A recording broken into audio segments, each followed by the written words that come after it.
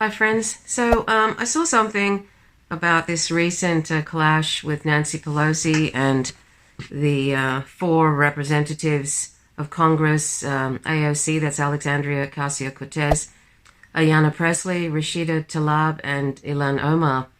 And it's from the Freedom Rider by Margaret Kimberley. You know, she's from the Black Agenda Report, and she has her own blog, The Freedom Rider. Margaret Kimberley sort of wrote an interesting piece about this recent clash, which also I'm going to talk about. The Real News Network did a really interesting interview with Henry Giroux about this clash between Trump and how this is sort of in some ways leading to American fascism, this kind of behavior of Trump. But it also, this Freedom Rider article sort of demonstrates how Nancy Pelosi is also, she does not support women of color within her own party. And it's an interesting little read. I'm not going to read all of it, but I just want to read out some of it to give you a background if you're not aware of this particular incident. So it starts off with Trump and Pelosi are birds of a feather when it comes to beating up on dissident women of color. I'll move down a couple of paragraphs. Representatives AOC, Ayanna Pressley, Rashida Tlaib, and Ilhan Omar dissented and voted against the latest compromise with Republicans to fund Trump's immigration enforcement. Immigration is supposed to be a litmus test issue which sharply differentiates Democrats from Republicans, but that is not how the game is played. Pelosi trashed her members in an interview in the New York Times, quote, "All these people have their public whatever and their Twitter world, but they didn't have any following. They're 4 people and that's how many votes they got," end quote. Like a true gangster, Pelosi conducted the beatdown in public. When Ocasio-Cortez truthfully stated that the remarks were disrespectful and showed a pattern of attacking women of color, Pelosi, the corporate media, Democratic Party propagandists, and lapdog Congressional Black Congress, the CBC, members all sprang into action. Gregory Meeks joined in, ganging up on his colleagues and threatened Ocasio-Cortez with a primary challenge. Kamala Harris weighed in with a seal of approval for Miss Nancy. The bottom feeder's attack was supported by none other than Donald Trump. Quote, "Cortez should treat Nancy Pelosi with respect. She should not be doing what she's doing. She is not a racist," end quote, said the man with very questionable credibility on the subject. Trump knows that Pelosi is his friend. She is in no way part of an opposition to his administration. She is the rainmaker for the Democratic Party and the wielder of discipline against progressives. The two tasks are linked, of course. The very wealthy speaker brings in cash from her equally wealthy friends. They give with the expectation that nothing even vaguely resembling progressive policy will ever see the light of day. Never a truer word was spoken there. That is why she took the time to disparage the 4 members. If she doesn't, others might get the idea that they, too, can show a little bravery, and the entire rotten enterprise would be at risk. Independent-minded members are not what Pelosi wants to see. Trump then helped Pelosi with a racist rant against the progressives. He used everything from love it or leave it to go back to your shithole country when only Omar is foreign-born, and exhibited the full gamut of race baiting. Pelosi only issued a mild rebuke about xenophobia. Trump's remarks let Nancy Pelosi off the hook and protected the Democratic Party enforcer. The Democrats have their theatrics and Trump has his. Pelosi probably rose in his estimation when she dismissed her brown-skinned caucus members. Of course, Trump's rant was vigorously attacked, as it should have been, but the offended progressives didn't question Pelosi, the person responsible for the ugly episode. Anyone paying attention could see the fake outrage in action. Unarmed Democratic Party sources suddenly claimed to have evidence that the woman popularly known as AOC is a D-rag on the party and will doom Democrats to defeat. Obama hatchet man David Axelrod took to Twitter, a la Trump, to complain about the Democrats who have gotten out of line. Quote, with his deliberate racist outburst, Donald Trump wants to raise the profile of his targets drive Dems to defend them, and make them emblematic of the entire party. It's a cold, hard strategy, end quote. Why shouldn't Democrats defend their members? What's wrong with people who are slightly progressive being emblematic of the party? These questions are rhetorical. All of the Democratic Party leadership are committed to shutting down anyone who strays from the fold. Their attacks are worse than Trump's. He is a known race-baiting provocateur, but the Democrats pretend to be the party of inclusion, yet they always end up firmly in the right wing. Anyone who is outraged by Trump's appeal to the racist hordes ought to extend their anger to Nancy Pelosi as well. She and Trump are birds of a feather. She hides her animus a bit better, but not well enough that perceptive people can't see how the duopoly works. So that's Margaret Kimberly. I wasn't going to read the whole thing, but it sums it up so well. Margaret Kimberly's Freedom Rider column appears weekly in the Black Agenda Report. So I suggest, I would urge people to subscribe to the Black Agenda Report or directly to Margaret Kimberly's freedomrider.blogspot.com. Margaret Kimberly lives in New York City. Okay, so that's a very interesting take on it, and really it does sum up the Democratic Party, and it does sum up Nancy Pelosi. A lot of this is theatrics, as we can see. It's just theatrics, but really there is no real commitment behind it all. And it's all about making Trump look bad, or it's all about Trump calling out to his base. And this is how it's going to be until 2020. But I want to also show you some excerpts from the Real News Network of this interview with Henry Garreau, because I think it's rather fascinating. Henry Garreau sort of shows how this is leading to American fascism, and you can see it happening before one's eyes, and he gives a very interesting take on it. So it starts off with two clips, one by Donald Trump, and the other one by the four Congress representatives that Donald Trump attacked. Donald Trump basically sort of says, they hate Israel, they're anti-Semitic, they have, they like Al-Qaeda or something. I mean, he's just throwing in everything but the kitchen sink into this. And, they talk about how he's also said they should go back to their own country. Now, the sad thing about this, before I show this, the sad thing about this is that it's like these issues have only just come up since Trump has been in office, and it's like they have this amnesia about their own party. And this is the problem with being in the Democratic Party, is that they have a terrible history in relation to migrants. They have a terrible history in relation to imperialism and destroying countries. Obama expanded 2 wars to 7. It's now up to 12. There's since he's left, he had a kill list. He was called the deporter-in-chief.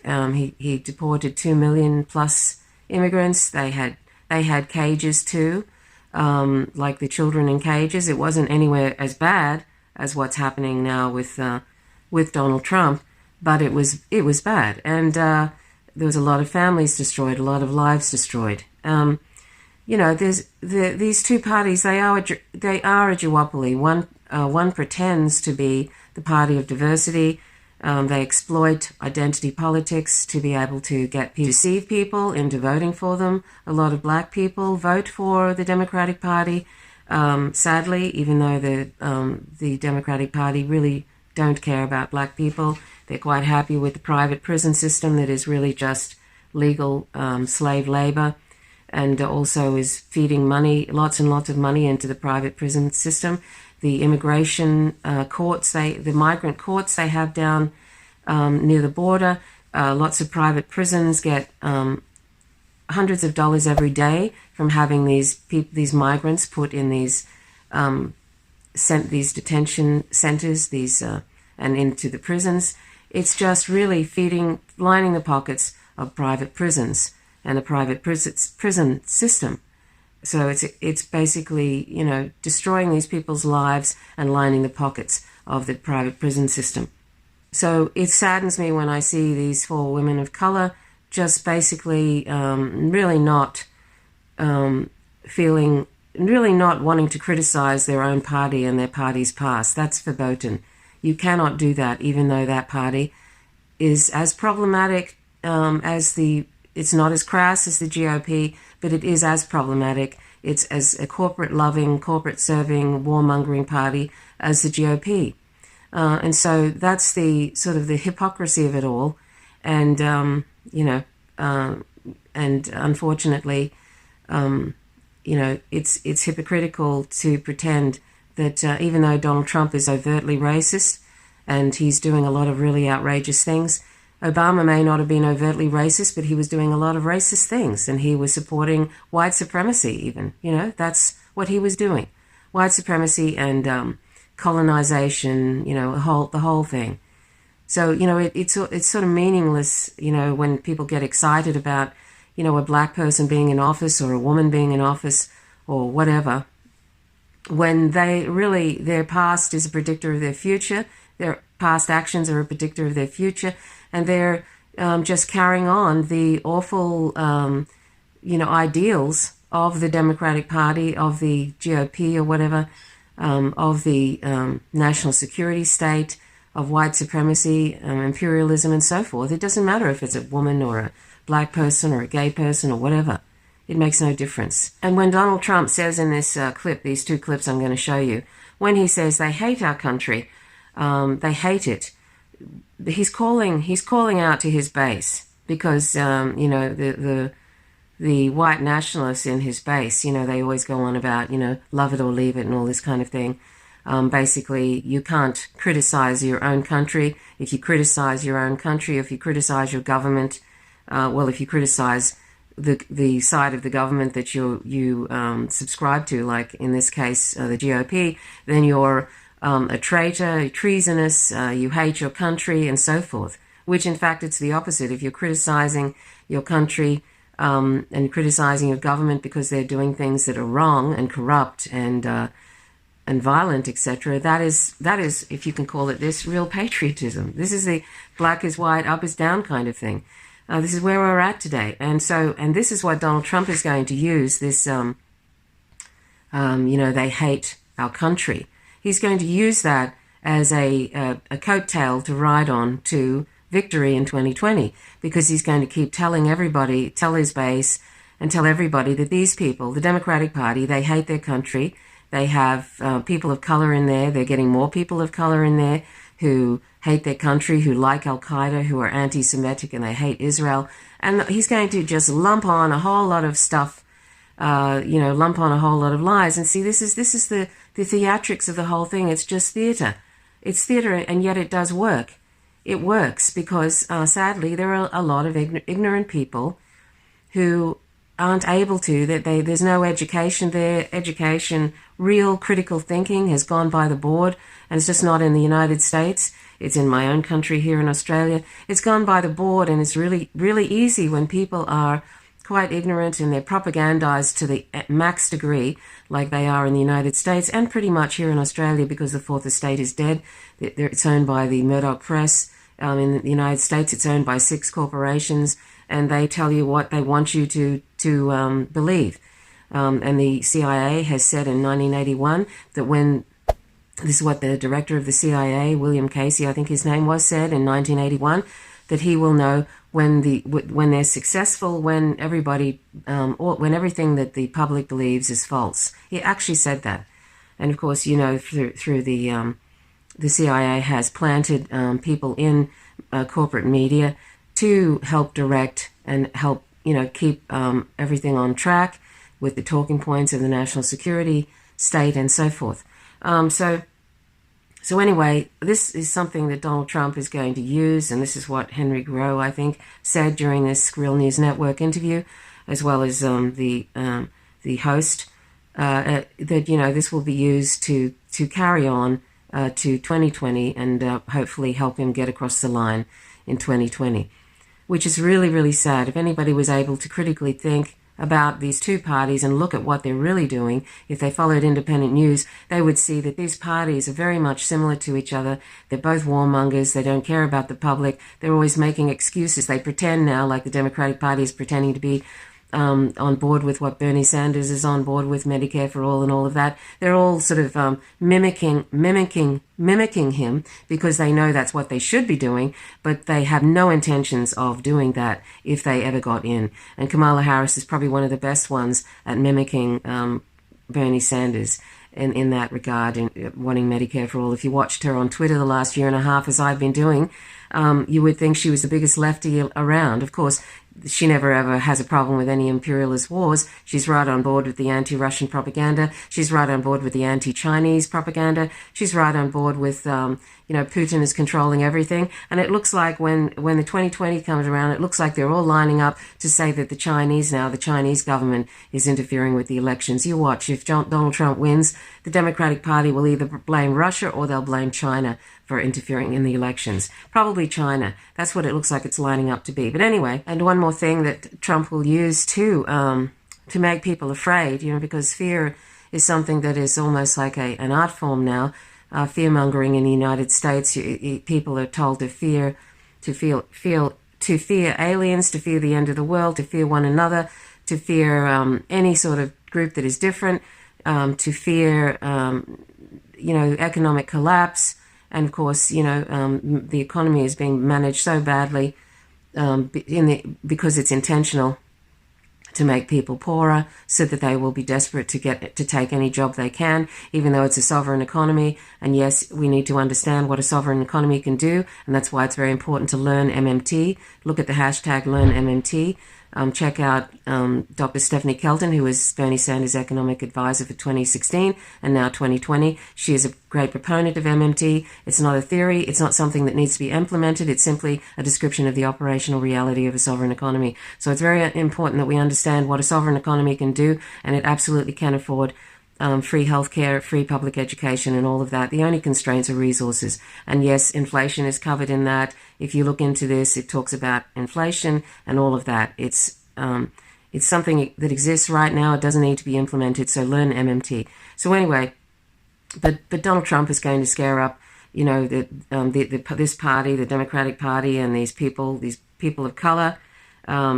Are going to destroy the American way of life. The American way of life really is code for they're going to turn everything into, it's not going to be white anymore. See, there's this great fear that white people, there's a lot of white people who are freaking out because they think that they're going to become the minority. And what goes with that is that they are frightened that when they are the minority, that other people are going to treat them the way they've been treating people of color. That's really the bottom line. It's this fear that these subhumans, this is sort of this white supremacist thing, people that aren't white, in quotes, are going to end up doing to them, to white people, what white people have been doing to people of color, indigenous people and so forth for centuries now.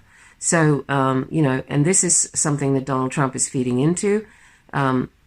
It's not something that is only a problem with his party, only a problem with the GOP. It's in the Democratic Party too. It's just in a much less obvious. It's not in a crass form.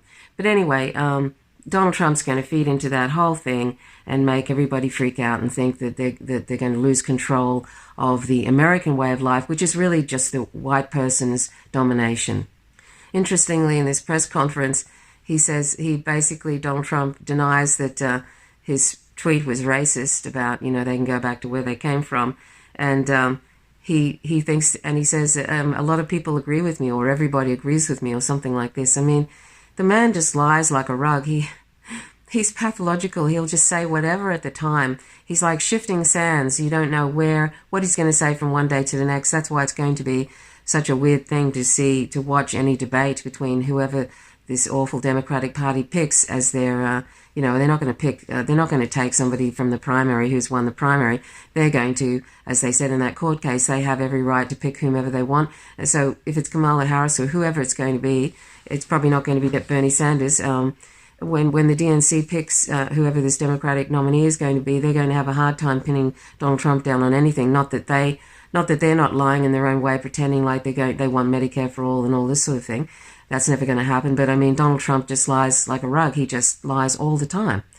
So good luck in those debates. Anyway, Henry Garreau basically says it's ultra-nationalist, it's patriarchal, it's sort of toxic masculinity. He's displaying all of that, and it's right out of a fascist playbook.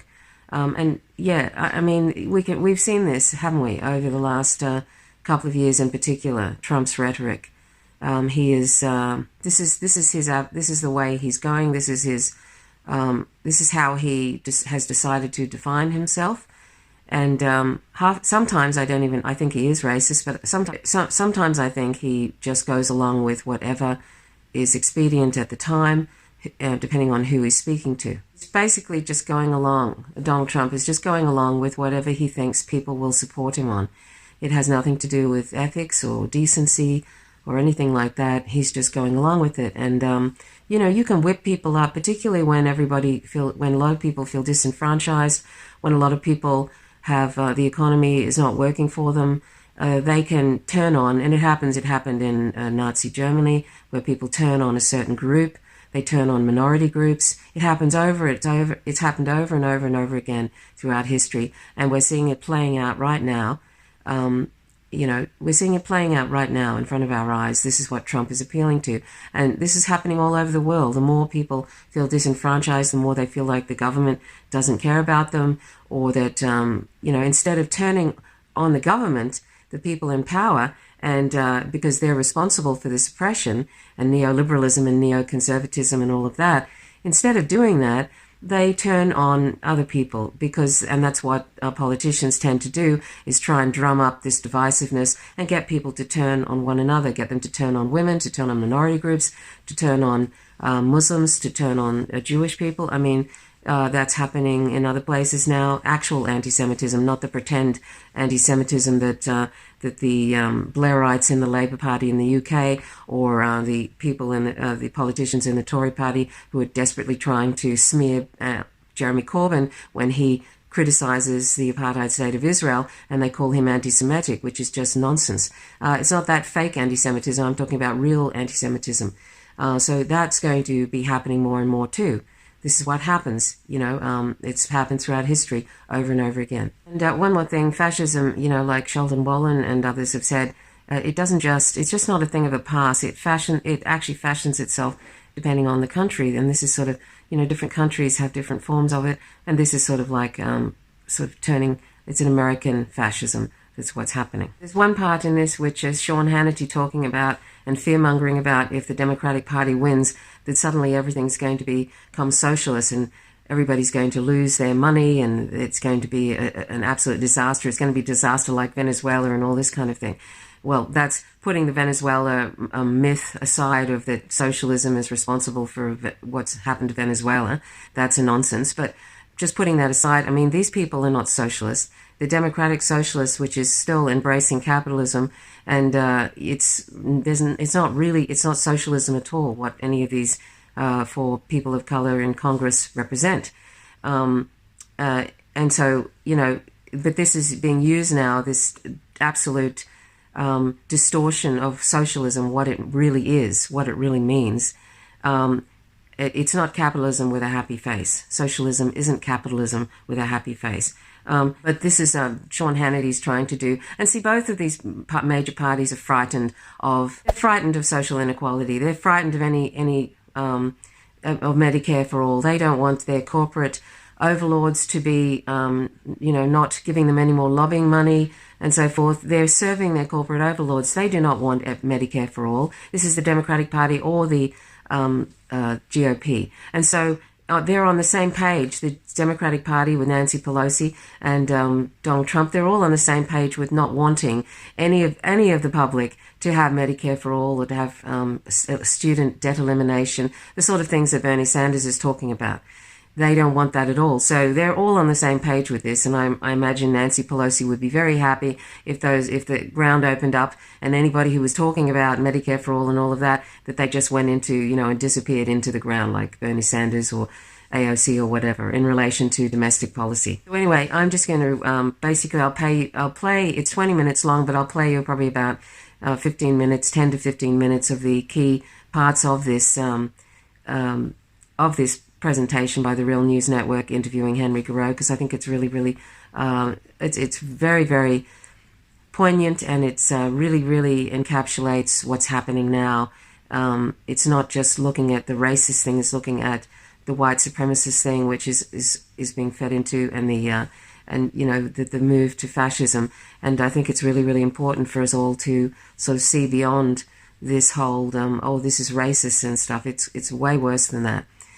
So I'll play that, and please stay tuned for this sort of parts of this interview. So thanks so much for watching. My name is Trish Roberts. Please subscribe if you haven't already. Hit the subscribe button and the notifications bell, otherwise you don't receive updates. And or leave comments if you wish. I always enjoy your comments. So please stay tuned for this next excerpt. Thanks for watching. Till next time. Bye for now. We're about first to watch some clips from two press conferences that were held yesterday, one by Donald Trump and the other by the 4 congressional representatives that he attacked. These are people that hate our country. This is a disruptive distraction from the issues of care, concern, and consequence to the American people. This is a president who has said, grab women by the pussy. When I hear the anti-Semitic language they use, when I hear the hatred they have for Israel and the love they have for enemies like Al-Qaeda. He's launching a blatantly racist attack on 4 duly elected members of the United States of House of Representatives, all of whom are women of color. I am not surprised when the president says that 4 sitting members of Congress should, quote, go back to their own country when he has authorized raids without warrants on thousands of families across this country. This is a president who's called black athletes sons of bitches.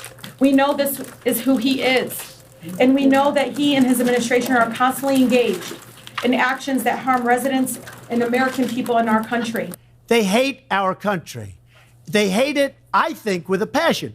Now, it's possible I'm wrong. The voter will decide. I encourage the American people and all of us in this room and beyond to not take the bait. What we just saw was Donald Trump, and then, of course, our 4 congressional representatives, Ayanna Pressley, Alexandria Ocasio-Cortez, Ilhan Omar, and Rashida Tlaib, responding to him, coming out swinging. And if you add this to what we just saw here in the last couple of days, to the internal struggle within the Democrats, the push on right-wing media like Fox from people like Senator Lindsey Graham and others and their hosts, the use of racist language, the threats of deportation of elected officials, along with undocumented immigrants from Trump, adding to his years of racist rhetoric and his most recent attacks calling for the citizenship question on the census, hosting white nationalists at the White House for a social media strategy meeting, and changing the asylum laws, which he just did. He appeals to the worst instincts and fears of Americans about their jobs, about their future, about their way of life.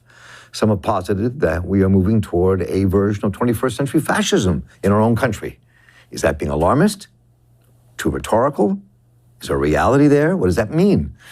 Well, I don't know. Many of us don't know where it's all going, but that's what we're going to explore with our guest, Dr. Henry Garreau, who is McMaster University Professor for Scholarship in the Public Interest and the Paulo Freire Distinguished Scholar in Critical Pedagogy, author of America's Addiction to Terrorism, America at War with Itself, and his most recent book, which is The Terror of the Unforeseen. And Henry, welcome back. Good to have you with us. It's good to be back, Mark. Always. So given all the books you've written, I think you're one of the perfect people to kind of jump into this. Let me throw another piece up before we start. And this is from Donald Trump as part of his press conference. And let's just watch.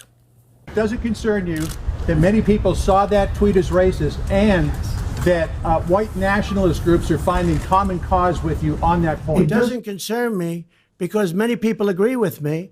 And all I'm saying, they want to leave, they can leave. Now, it doesn't say leave forever. It says leave if you want. But what it says, what that says is, if they're not happy with the United States, if they're doing nothing but criticizing us all the time, you see these people walking down criticizing the United States, then you know what? I will tell you that I do not believe this is good for the Democrat Party. Certainly, it's not the party that I've known over the years. So, Henry, for me, when he talks about in the very beginning of what he wrote, he doesn't care who supports him. He doesn't care about the white nationalists, that they can leave the country they need to. Just get out of the United States. Any other president who would have said this would have been kind of pushed out of office, laughed out of office, attacked vehemently. But here we're watching this man do this, and it's been taken very seriously by those who support him, and he's taking it very seriously as he says it. Your thoughts? Well, my thought is that it's really important to sort of bring together a range of things that Trump is doing, much of which is in that 2.5-minute clip that you played. I mean, he's exhibiting a toxic masculinity. He's exhibiting an appeal to ultranationalism. He's talking about support for white nationalism. He's, in a sense, exhibiting a notion of racism coupled with a notion of patriarchy that then suggests that any form of dissent is comparable to treason and that people should leave the country. I mean, you add this all up, and it's right. We've seen this before. This is right out of a fascist playbook. I mean, he's a guy who really believes in performance. He's a guy who believes that what he says can be justified simply because people might support him. It has nothing to do with questions of ethics, social responsibility, or common decency. He trades in viciousness and cruelty. What you're seeing here are all the elements of what I call a war culture. And that is a culture that's become highly militarized by virtue of both his language and his politics. And at the heart of that culture is the discourse of racial cleansing and social cleansing and what I call a logic of disposability. There are people now in the United States, if they're non-white, if they're undocumented immigrants, if they're people that Trump doesn't particularly like because of the color of their skin or their ethnicity, then they don't belong in the United States. I mean, this is a very dangerous discourse. And what's even more dangerous is the fact that you have these Vichy Republicans who are supporting him, and you have members of the Democratic Party who can't even rise to the occasion of using a word that we should be using. And the word is white supremacy. That's what this is about. It's about coupling the misery and the anxiety and the anger that many people feel in the United States and diverting it into blaming others, which is all part of a larger discourse of disposability, and one that basically is about militarizing the society, invoking a war culture, and basically getting rid of people who don't belong here. This is the discourse of state terrorism. Let's be honest. This is not just simply harmless. You couple that language with the fear that it produces and the policy it creates, and the absolute accomplices who support him in the Congress who are shameful human beings. The Republican Party is shameful in terms of where it's going. It's a party of extremists. Couple that with the Democrats who don't have the courage to name Trump for what he is, basically a neo-fascist. And all of a sudden, we find ourselves at a point in history where it's hard to believe that we've arrived here, given the history that we've experienced in the 1930s and the 1940s. Well, let's talk about that a minute. I mean, the rhetoric especially here. I mean, people are loath to use the word fascism because it's loaded with the historical issues loaded with fascism. They're using the word, and people always kind of, except for some folks, the people kind of are loath to use that, thinking it's going to turn people off. It's not real. You can't use that word. And B, white supremacy, which is deep and real. People are worried about winning this next election, and I think that what I said earlier in the opening about the internal squabbles within the Democrats added to that. I mean, and his rhetoric kind of do add fuel to the fire of fear as to what this could lead, and how we describe it is important. So talk a bit about the use of the word fascist here for most people. Well, I think, look, we have a whole range of historians from Hannah Arendt to Sheldon Wolin and others who argue that, fascism isn't just interred in the past. Fascism reproduces itself in different forms, in different ways, under different historical contexts. And I think if you look at everything from this pathological nationalism to the question of racial cleansing, to the militarization, to the celebration of emotion over reason, to the suppression of dissent, the calling of the press the enemies of the American people, the dissident press. I mean, all of these elements add up. This contempt for weakness that he seems to suggest, this toxic masculinity, this incredible patriarchy that seems unbridled in terms of how he exercises it. These are all elements that we've seen before. And the question is, how are they emerging in a different form in the United States in a way that suggests something about what we should learn from history? Simply because we don't have concentration camps of the exact nature that we had in the 1930s and 40s doesn't mean that fascist politics is simply a relic of the past. As Jason Stanley and a whole range of other people have argued, Chris Hedges has argued, we're in a very dangerous moment, and that moment has very eerie echoes of the past. And where that past suggests we're going is to massive degrees of state violence, massive degrees of cruelty, massive degrees of inequality, and massive degrees of basically writing people out of the script of citizenship, writing a whole range of people out of the script of what it means to have a voice, to have a voice in order to exercise some sort of control over the conditions of their own lives. Very dangerous moment.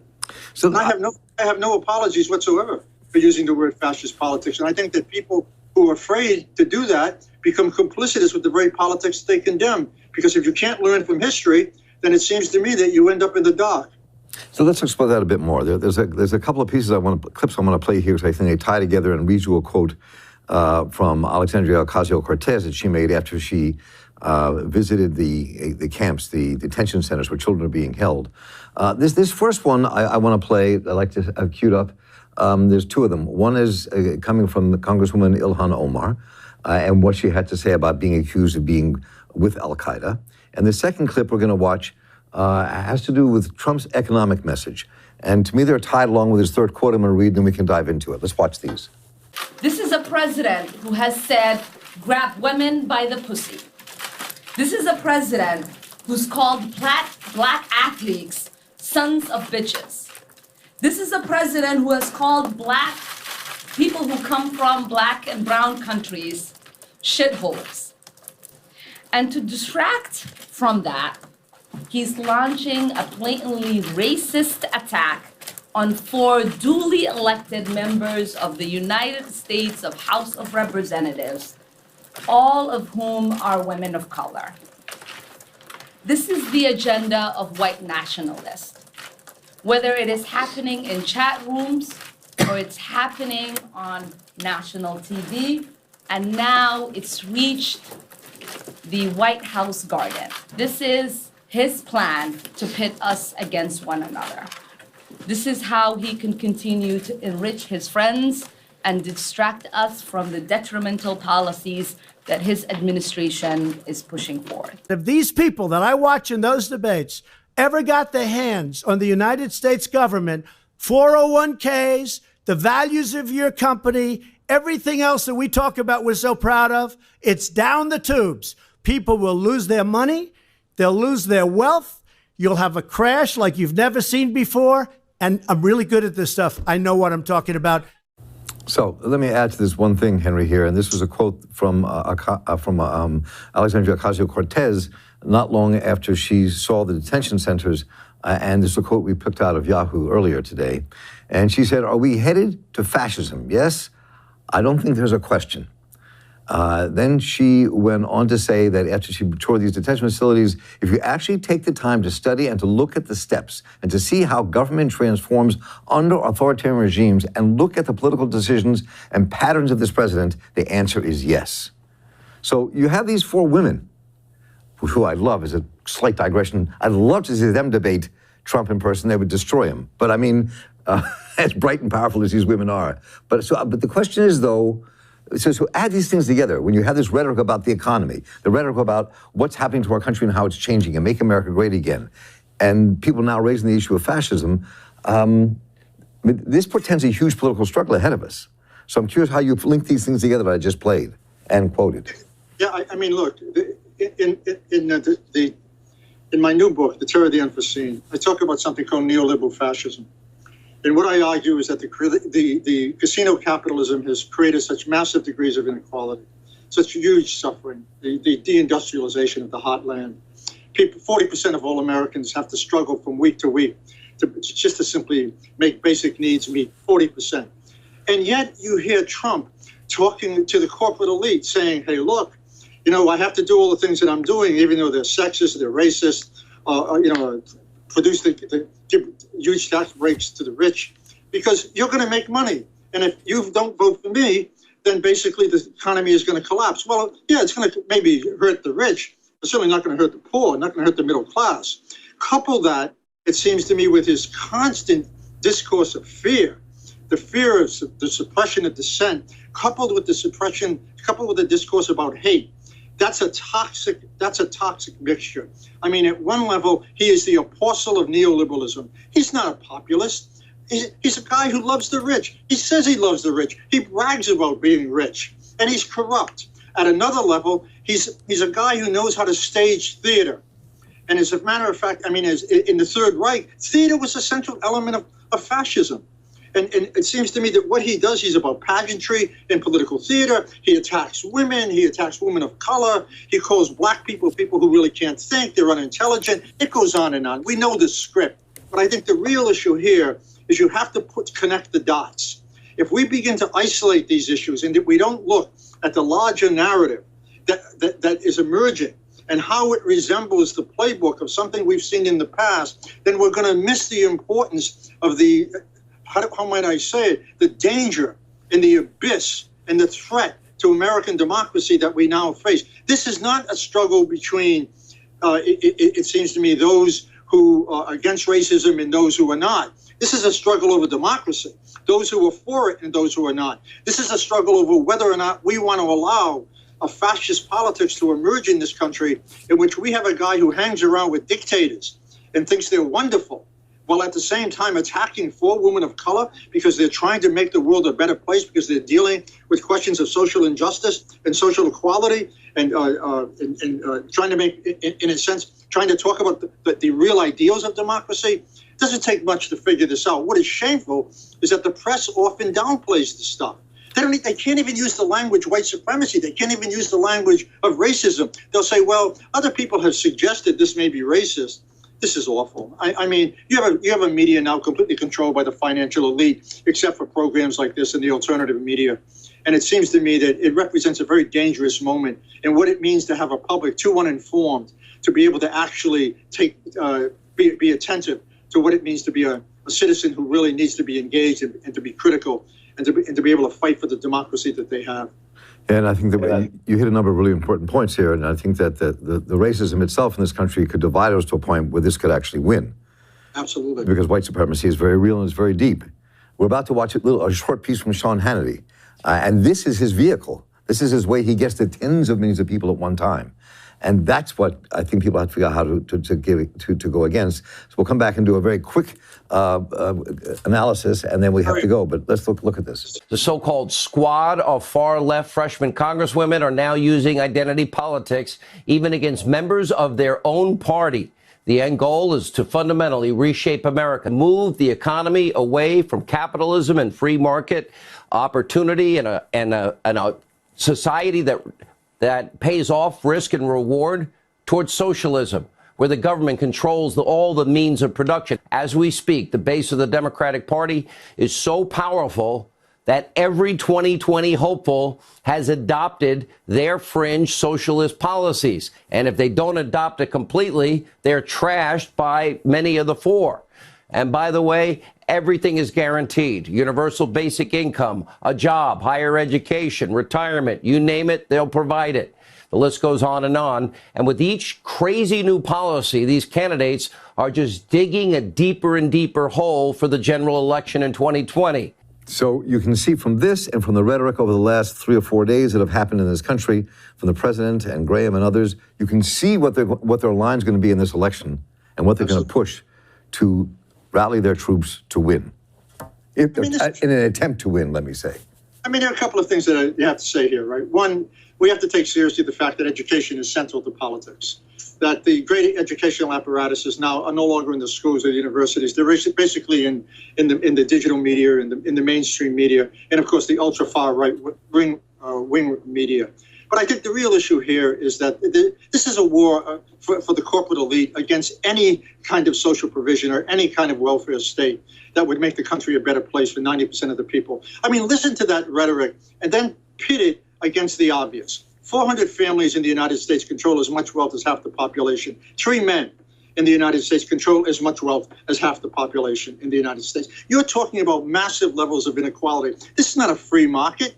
This is casino capitalism. This isn't about meritocracy. This is about, the kind of family that you're born into. This is about class. This is about social inequality. This is about economic injustice. And it's about a system that's completely corrupted by money. So I think that what you hear there is nothing more than a kind of Goebbels-like ventriloquism. That's all that is. I mean, this guy's a fool. But he's a fool with a huge audience because we've allowed corporations to take over the media in ways that have no relevance whatsoever to the truth. These are ideological disimagination machines. That's all they are. But they're very powerful, and we need to take them seriously. And we are going to take it seriously here at The Real News. We've been talking to Henry Giroux, and we'll continue this look because while this may sound alarmist to some of you we've been playing today, this is not about defeat. This is about what we need to know so that we can continue to save the democracy that we have. And Henry Giroux, thank you so much for joining us. It's been a pleasure to have you with us. Oh, my pleasure. Thanks for having me on. And I'm Mark Stowney here with the Real News Network. Thank you all for joining us. Let us know what you think. Take care.